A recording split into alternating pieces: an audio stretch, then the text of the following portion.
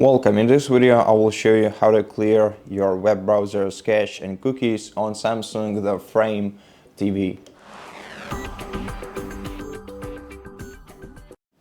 First of all, press the home button on your remote control and then navigate down to the apps menu or the apps list. On this list, select Internet, tap on it to open.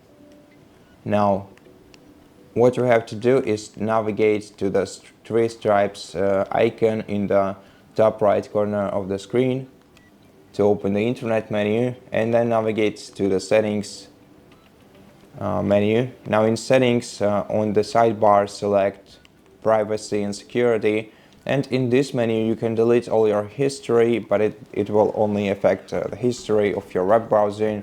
So if you want to delete your history, select delete all and then confirm. And if you want to clear cache and cookies, you have to navigate lower to delete browsing data. So this includes cookies and cache, basically.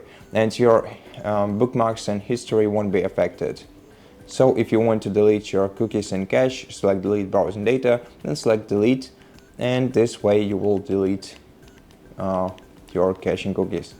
And to close the web browser, you just have to navigate to the X icon in the top right corner, select exit, confirm, or you can just press the home button to return to your home page.